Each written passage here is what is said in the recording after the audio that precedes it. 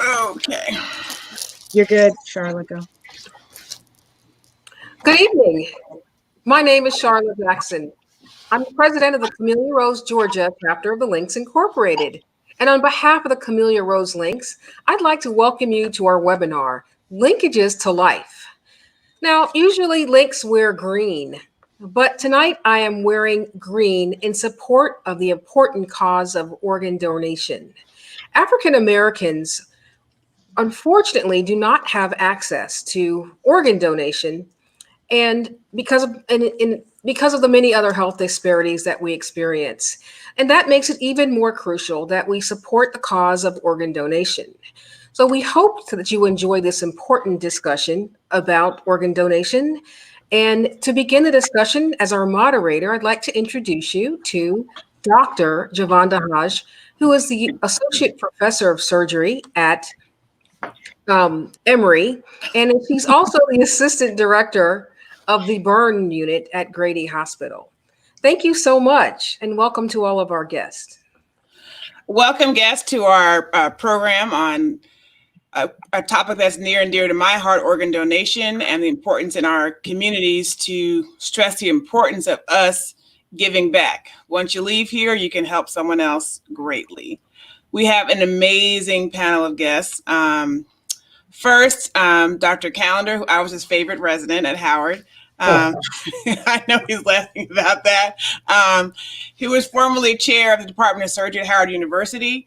He is credited in developing the first histocompatibility lab looking at minority organ donors and transplants in the United States, and has been published widely on that topic, and is the founder of the Minority Organ Tissue and Transplant Institute, or otherwise known as MOTEP. We have Ms. Sajia Strong from the Donate Life Georgia Lifelink here, and we have Mr. Bobby Howard, who has dedicated his life to improving the donation rates in the minority community. So without further ado, I'll let Dr. Callender go ahead and start and give us some updates about organ donation in our community and why it's so important for us to donate and give the gift of life to others. Well, it's something that I've been involved with since as long as 1982, because that's when we first started our efforts. And we started our efforts because it was apparent to us that there were most of the people on dialysis in the United States, in the southeastern part of the United States, were Black. 70% patients on dialysis were Black, but yet less than 10% were donors. And so when this was brought to my attention, initially, of course, as is often the case with minority issues, the people who brought it to my attention ran out of money. And so they wanted me to help them, but they couldn't find any funds. So we went to Howard University and got $500 to get us started in a program that was the first program to deal with increasing donation rates in the African American population, a population who they said would not donate. And to make a long story short, some 35 to 40 years later, African Americans are at the top of the donation list for deceased donors in the United States of America, with organ donors per million up to 37 per million, which is number one above all other ethnic groups in the United States of America. So we've come a long way. Why are we so disproportionately afflicted and affected? Because of our predilection to diabetes, hypertension, and good old obesity, among other, and of course, chronic glomerulonephritis. But we have those diseases 3 to 4 times as often as other ethnic groups. And so we are disproportionately afflicted and therefore are in greatest need. So for that reason, we need to become a very important part of the solution to the problem. And just a quick question, why is donation so important? We talk about people have such a distrust of the medical community. They're going to steal my organs. If I sign my card, I won't be able to have an open casket. They just want it for the money. We're selling the organs. These are questions we get asked sometimes as practitioners. Can you answer some of those? Yeah, well, you see, we are in greatest need. When we talk about the minority community, African Americans, Latino, Hispanics, we needed organs more than anybody else. When you look at our population, about 30% of the population is minorities. When you look on the transplant waiting list, more than 60% of those people waiting are people like us. So we need it because we're in greatest need. And therefore, the people you're going to be helping is us. And Mr. Howard, can you answer that question? Why is it so important, and why are you so impassioned behind the cause? Can you tell people about your background story? I know you used to play in the NFL and then got sick. And how did you become an impassioned to be able to talk about it? Because everybody can't. Well, true. And before I get started, I'd just like to thank the Camellia Rose chapter for putting on this wonderful program and the importance of this program to the African American community. My start, as you stated, I'm a former football player with the Tampa Bay Buccaneers. And, my journey, I came to Georgia to visit, got very ill, found out I was in need of a kidney transplant. Wasn't foreign to me because my mother had a kidney transplant back in 1977. So I knew a little bit about dialysis and that aspect of it, but never thought that it would happen to me. And going through that whole process and being on dialysis, I kind of made a vow to myself, sort of like a prayer, and said that if I ever found that someone gave me a kidney, that I was going to dedicate my life to helping others, because I was educated, played football. I should have known about kidney failure, and I didn't. And so that's what I wanted to dedicate my life to doing. And now of working with the minority communities to strengthen that relationship, to strengthen the bond, not only talk about organ donation, but increasing the health of the African American community. Proper diet, exercise, and all those things go along with that, because I truly believe if we did a little bit more of that, we could cure a lot of these things that we have going on, or we can control them a little better. So one of the things, and why it's so important that we as people of color get involved in organ donation, as Dr. Callender stated, we have an abnormal or an over-alarming number of African Americans actually here in the state of Georgia. The statistic Dr. Callender gave you were national, but here in the state of Georgia, 67% of all patients waiting for a transplant here in Georgia are African American. And when you break that number down, African Americans, 97% of the African Americans waiting for a transplant here in Georgia are waiting for kidneys. You drive around Atlanta, all these cities, you go south, north, you said dialysis centers all over the place. If you walk into one, about 95% of those patients are African American. It's alarming. So when we donate and African Americans can receive, that diminishes the number of people who are waiting for transplants. Here in the state of Georgia, the average wait for an African American who needs a kidney is 8 to 10 years. And that's alarming. Mm-hmm. Wow. So Dr. Callender, as a transplant professional, do I have to get a Black kidney? Can I get a kidney from a white person? What is the matching? What does that mean? Well, matching has to do with the similarity of the white cells, and they determine whether or not the transplant is a success or not. As far as ethnicity is concerned, it is clear that you need a kidney that matches you the best that's possible. Whether it's black, white, green, or purple doesn't matter. What matters is whether the white cells match. And this is something that I've learned over the course of my career. When I first started out, I thought that blacks had to have black kidneys. And when I saw the early data that indicated that blacks did more poorly than any other ethnic group, I thought it was a statistic that was an error. And then when I looked even closer, I determined and found that whether you get a kidney from a black, white, Hispanic, or Asian, what you need is somebody that matches you. Actually, the studies that I conducted indicated, looking at the UNOS data, that whether you get a kidney from an Asian or a white or a black, you were able to do very well. Although often you did even better if you got a kidney from an Asian or a white than if you got one from a black. Ms. Strong, can you comment on your role and how do you play in the organization with LifeLink here in Georgia?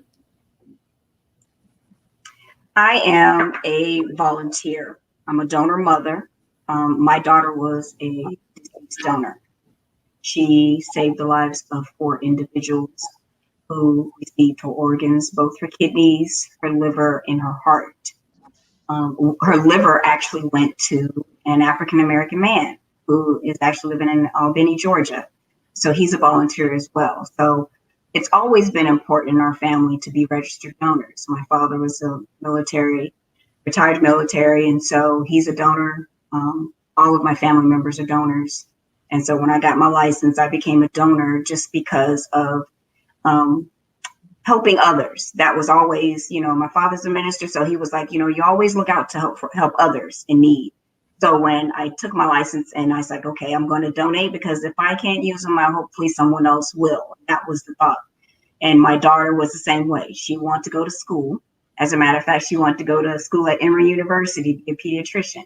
At the age of 5, that's what she wanted to do. And when she got her permit, she signed up, she registered, and she told me just all my major organs. I registered, and that's what I want. And so when the time came when everything happened with her, I knew at that moment what she wanted to do. So it wasn't a matter of me deciding that. I just fulfilled her wishes.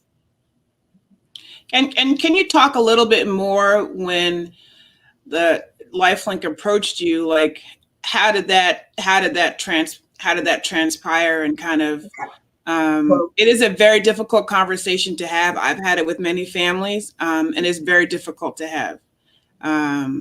So how did that? Can you share your insight about that experience? And Sure. I think discussing with your family beforehand, of course, always is best. But to families who have not discussed it beforehand, how do you broach that subject or topic? Because you're talking with total strangers about giving the ultimate gift. The approach is important. For us, though, Brianna's situation, she suffered a gunshot wound, trauma to her head. And so she was on a ventilator for about 3 days. And so at that time at Grady, they were doing everything they could to help her and save her as much as they could. So by the time they decided to do the brain activity test, it took a while because the doctors believed in my faith, and I had faith for a miracle. So they did it a few times, and at that point, when they realized there was no brain activity, they declared her with brain death. When they brought us in a room, they let us know, the time of death when they declared brain death.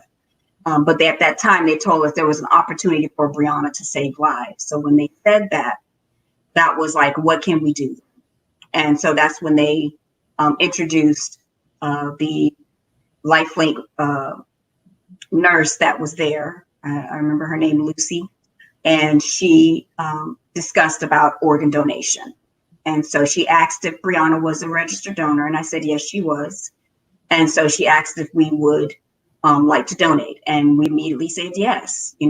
I know in some cases it's a little hard for parents or loved ones because, they're suffering this loss. They've just been told that their loved one is gone, and they don't want, sometimes it's a selfish thing. Like, no, I don't, if I can't have my loved one, then nobody can have a piece of them. But for us, it's a matter of giving life, because that's a legacy of Brianna that's still living. There are 4 individuals that are still alive because of her decision. And she has enriched those lives and their families' lives and given them more years of life. It has been 6 years now. So for 6 years, those individuals are enjoying their families. They're enjoying the holidays, moments that they would not have received had I said no. And that gives me comfort, because I did not have to put 4 other families through what I had to go through. So it's all a matter of the approach. And sometimes in the beginning, I've talked to other donor families that said, in the beginning I said no, but then I thought about it. So when I try to tell people, it's a legacy of life that's continued. Your loved one's legacy will continue. Their life will continue, even though physically they are not here. You have to think about that type of legacy. That's a big deal. That's the gift of life is so important. And I just think that hearing from a donor family, for me, that just gets me so excited and so inspired. personally, we just had our first DCD donor in the burn unit a couple nights ago, which we've never done that before. And when you have someone who has a profound injury, I start thinking about a patient like Mr. Howard, like this person can save somebody else. It's not just a loss for me, it's a gain for somebody else. And as providers of healthcare, we start thinking, how can we get these organs to somebody else? We make sure the patient's in the best shape possible. And honestly, the care of people who donate their organs has improved our critical care processes tremendously. And we don't look at it as a failure, but as we're taking care of many other patients that are going to benefit from this patient. And we don't just donate kidneys, we do liver, pancreas, eyes, heart valves, heart, lungs. There are many things you can donate. Skin that is taken. So there's not just people, we think of kidneys, that's the most thing that's the most common thing, but other things that can be donated at the time. But thank you so much for sharing your story. It is difficult to talk about, but I think we looked at how do we improve donation rates, hearing from donor families really, as far as for the medical side, really inspires us to kind of keep going. Because when you have to tell a family that you've done all you can do, that is one of the most heart-wrenching things you can do. There's limits of medicine, that's all I can do for the patient. But knowing that you have someone like Mr. Howard, that you actually can save their life, even though it's not me during the surgery, it just gives us a little bit of comfort to kind of help the case move on. But I do think your story is just so impactful. Mr. Howard, what experience have you had if you had contact with your donor family? No, I haven't. I've had my transplant now 26 years. And, in the very beginning, I would write a letter every month, every year. And then after I got to year 10, in working with donor families in the past, I realized, I said, maybe it was their wish to help save lives and they want to continue on with their life. So I kind of gave up, but on my 15-year, 20-year, and 25th year, I sent another letter just in case there was something. I haven't heard anything back, but that's okay. And the reason why it's okay is because I know without their loved ones saying yes, I wouldn't be here. So the life that I live today, I honor that family that I'll never have the opportunity to meet. And the gentleman who donated, I'll never have that opportunity to meet. So me doing the work that I do and me being in such good shape and having a transplant just for 26 years alone is honoring the person who gave me life. And Dr. Calder, I said DCD. Can you explain to us what DCD donor is? The two types of donations are? Okay. This is a donor who donates after death. Now, there are two types of deceased donors. There's one that occurs after brain death, as Ms. Strong talked about. There's one that occurs after the heart stops beating. And that's donation after cardiac death. Now, I'm not trying to say that you died two different times. I'm trying to let you know that you can be declared death by virtue of the brain ceasing to function or by the heart stopping. And if the heart stops and it stopped for longer than 10 minutes, then the brain dies. So in that situation, for example, when I first started doing transplants, most of our transplants were from donation from after cardiac death. And that meant you had to go in and do the transplant as rapid, and the donation, take out the organs as fast as you could, because 60 minutes after cessation of heartbeat, the organs are no longer any good. So since we have a situation in which 22 people die every single day because of the shortage of donors, we have to take advantage of any circumstances we can. And for that reason, donation after cardiac death is something that we do now more than we used to do in the past, because we can't afford to have over 100,000 people on the waiting list and only do 40,000 transplants a year, which means that 22 people are going to die every day because of the shortage of donors. And so that is why we try to do anything possible to try to take advantage of the opportunity to use organs whenever possible, whether they die from cessation of heartbeat or because of brain death. And that's just I have a question from Facebook that's popping up. Are there any diseases or conditions that would make somebody ineligible? Active cancer and active infection. Of course, now things have gotten so that if you got an infection, we can treat you and cure the infection and do the transplant. And even now, HIV is no longer a contraindication to transplantation. So most infections can be taken care of, but not cancer. Cancer or any active infection that can't be controlled are two of the main reasons why you can't be eligible for a donation. And then, of course, the other way for any cancer, but any active infection. Those are the two biggest contraindications. And is there an age limit can you give donors? Can I be 85 and donate? Can I be 3? Yes. Corneas can be donated up to 100, and many organs up to 80.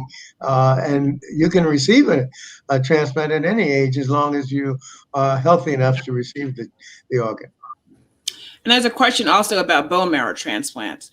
I know that we are disproportionately affected with sickle cell, and how important it is for these patients to get it, not also for sickle cell, also for patients who have leukemia or lymphoma to get a bone marrow transplant. And there also is a national registry for that you can sign up for, and you don't have to die to give someone a bone marrow transplant, which is something people don't realize. Well, the other problem with bone marrow transplant is that you have to have a perfect match, or pretty close to perfect match. And therefore, we need to have people who are often of the same ethnicity. This is one situation. The kidney transplant, it doesn't matter about ethnicity. But in bone marrow transplantation, because you need so much similarity in order to successfully have a bone marrow transplant, ethnicity matters. And we need more people to be bone marrow donors than we do anything else, because if you have a mismatch for a kidney transplant, you can still have a successful transplant. That's not the case for bone marrow transplant.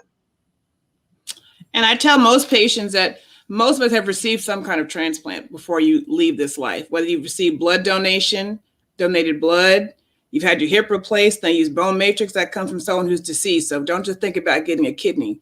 We all may have to get blood at some time or other, and someone donated that. So we already do that in our daily lives. We just don't think about it. But oftentimes for orthopedic procedures, they use bone from deceased donors. We use a lot of cadaver skin in burn, which is someone who has died and they've donated their body, and we get the skin to use. People who get corneal transplants, again, people have been, they donate that as well. So kidney's not the only thing that get donated, but think about, we've all known someone who's been affected by trauma. We go through a lot of blood for trauma cases. All that blood donated. We don't just, it's someone that Helen has donated to the Red Cross or at a blood drive, so on and so forth. So we're used to giving. It just, when it comes to the ultimate gift or at the end of life, sometimes people are scared. And kind of, there's a lot of myths regarding like what happens if body snatchers are going to come in and take your organs. It doesn't work like that. Dr. Cornwell, who was the chief of surgery at Howard University, had a corneal transplant. And so he's a good example of how he got a corneal transplant. That's why he's an active surgeon today.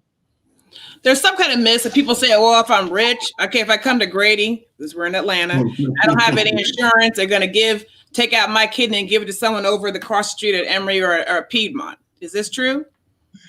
I'm not quite sure I understood what you said. So if someone doesn't have insurance, are they more likely to be an organ? They're going to try to get the organs because they can't pay. Oh, okay, Bob, you want to take that one first? Yeah. I think, there's a lot of things that are out there in the community, a lot of falsehoods and things that we tend to share that aren't true. And all physicians in healthcare, they're there to save your life and do everything humanly possible to extend the life.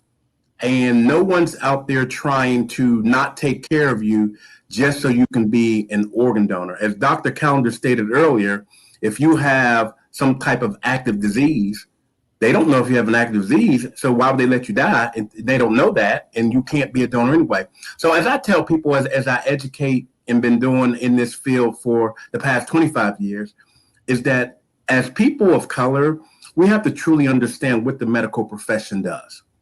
And on one hand, we trust when it say, okay, you got this, take this medication. Then when it comes to life issues, our trust begins to wane a little bit. And I often share that healthcare professionals are there to help you, not to harm you. But we have to have a better grip on, do we trust, do we not trust? And once we figure that piece out and truly understand, and we meet people like Miss Adria, who made that decision with her and her daughter, people like me who've received, people like Dr. Calendar and yourself that are here, that we are here to help people and to understand what life is. Each and every one of us at some point in time, we're going to leave this place. And what greater gift can you give someone else than the gift of life when your life is over? You are extending your life because you still live on in someone else, but you're also bringing joy to that person that you gave and to their family because you are extending their life. The other thing is that, as Bobby mentioned, the health professionals extend themselves to make sure that the patient, just as Ms. Adria had mentioned, to make sure that the person is dead before they even take an organ. So you have to been demonstrated as dead, whether it's by cessation of brain function or by cessation of heartbeat. So it's not until you have been declared dead by somebody who has nothing to do with transplant that you can be a donor. And typically, at least in most facilities, is you have multiple people doing it. It's not one person saying, oh, this person is brain dead. It's multiple specialists coming in and looking at it. And it's a difficult decision to make because we can't be wrong. So it's more than one specialist coming in and looking at the patient and so on and so forth. But I think just as Ms. Strong was saying, having the conversation before you get to that point helps us out so much because we're uncomfortable as well. You may not see it, but it's hard for us too.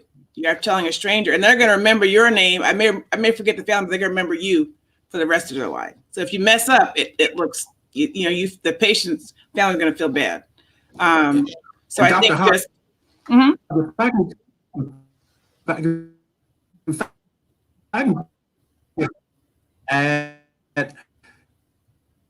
made a strong point there when you stated having that discussion beforehand. One of the things that we are doing is tonight that we can strongly encourage people.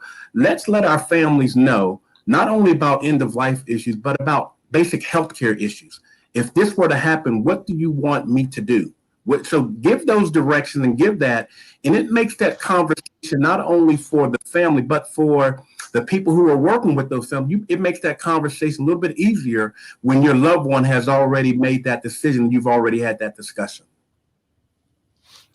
And especially now in times of COVID, when we have less visitation in the hospital, the more that you talk to the family beforehand, it's easier because we don't see the family as much in person because the visitation is so limited. So having your wishes, whatever it's about, thought out beforehand is very, very important because you can't just come to the hospital and when you feel like it now, just because there's so much restrictions, even in the ICU. So having that information beforehand just makes things a whole lot easier because the patient can't speak for themselves. We're depending on the family to tell us what would they want. And we don't want to make the decision.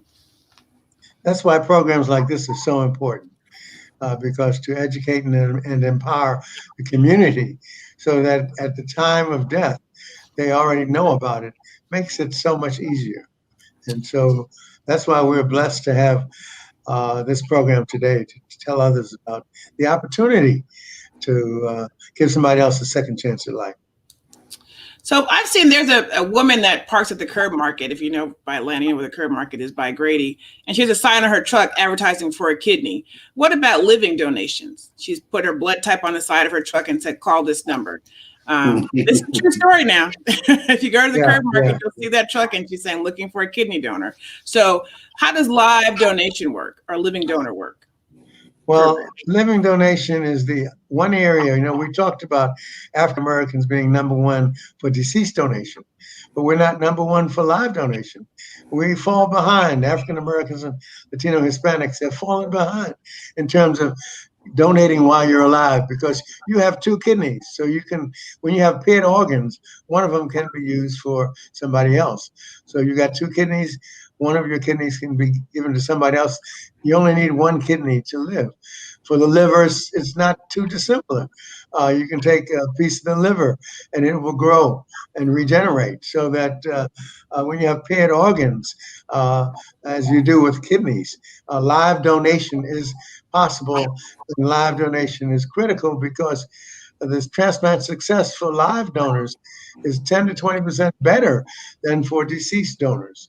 And the wait for live donors is going to be maybe 60 days. Whereas for, as Bobby mentioned, the wait will be anywhere from 5 to 10 years for different locations. So that there's many reasons why live donation is something that we as a group need to do more of. Now, I just have a question. So if I donate my organs, like I don't have a lot of insurance or I have Medicaid, how much does it cost me to be an organ donor?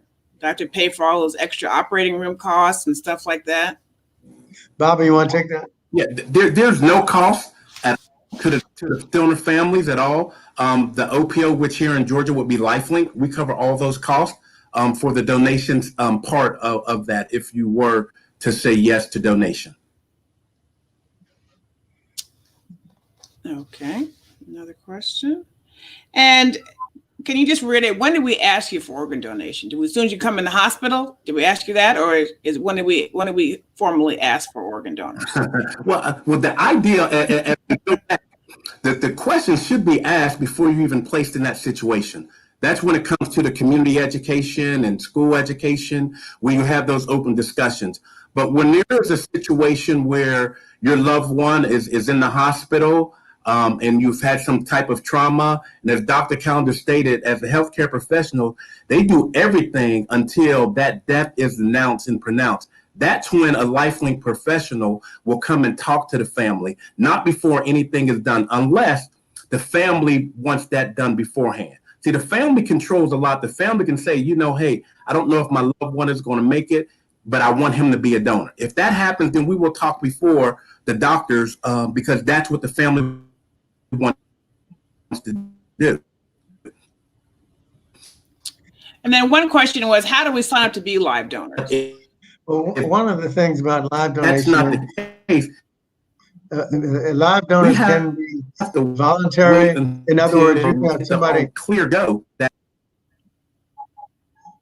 you can have somebody. Howard's internet's going in and out, but Dr. Callender, you can go ahead. Yeah, you can have somebody who's a stranger says, I want to be a live donor. So they go to a transplant center and let the transplant center know that they want to be a donor. Or if they want to donate for someone in particular, they can do that. But we have some people who are so generous. They know that they have two kidneys and one can be used for someone else.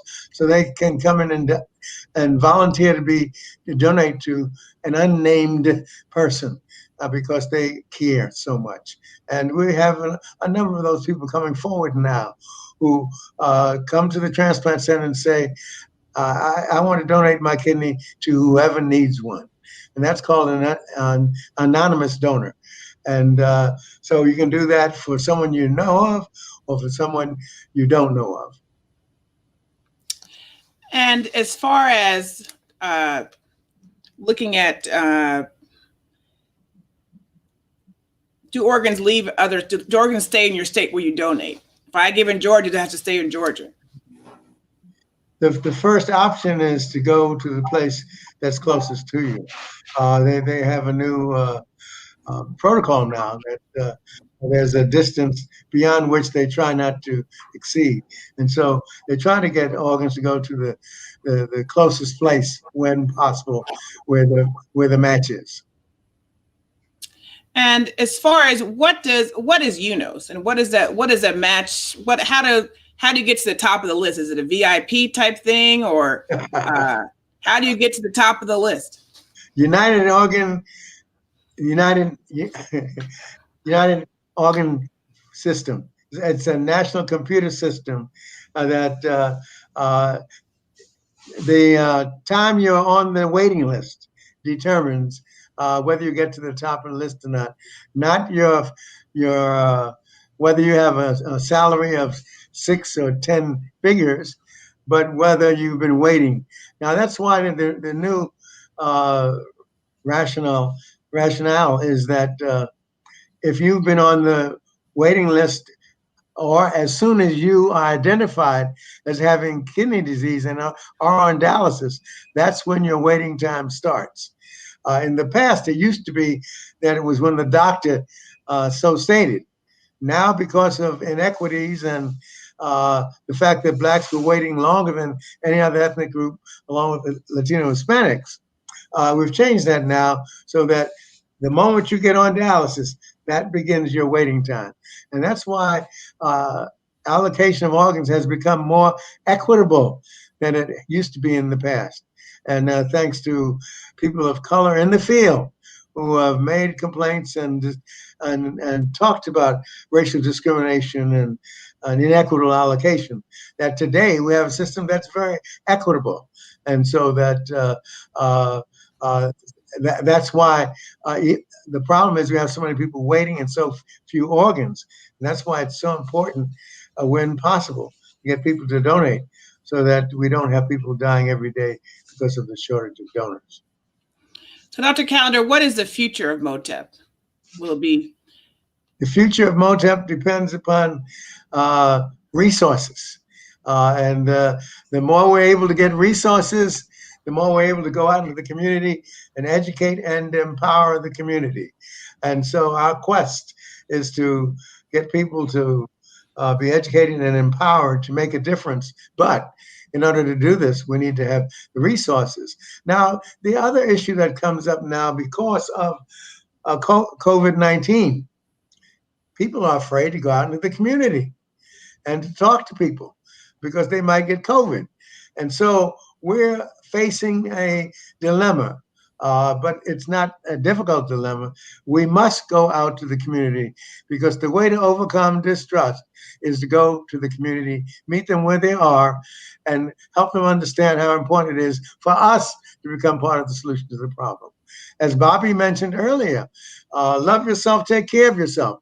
That's very critical because that decreases the number of people who need transplants and also allows more people to be healthy enough to donate to give transplants. So those are some of the issues that have been put on the table, but we know now that the best way to overcome the distrust problem is to go to the community, educate and empower them, and get them to strategize to make a difference and to become donors. So I had a question from Facebook. If my loved one dies, can I say, I want to give my kidney to Mr. Howard's child? Can you do a directed donation after your loved one passes on their behalf? Yes, you can. The only thing you can't do is do it based on ethnicity. But if you have a direct donation, a person in mind who's actually on the waiting list, that can be done.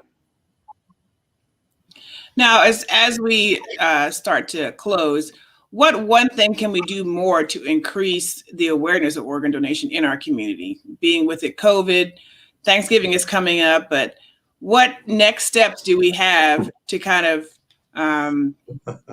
further our cause? Because Sunday is our Donor Sabbath Sunday, as we know.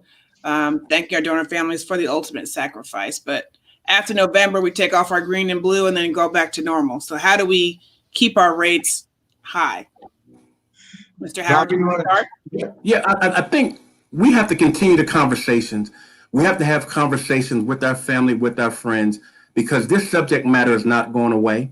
And after all this Donor Sabbath is over and it's the holiday time, we have to continue these conversations. There's books out there that you can go on YouTube, internet. There's all kind of success stories. There's all kind of things that are out there, but we must educate ourselves. We must have a clear understanding of what healthcare professionals are and how they're there to help us and to be a benefit for us. But we need to keep empowering our people.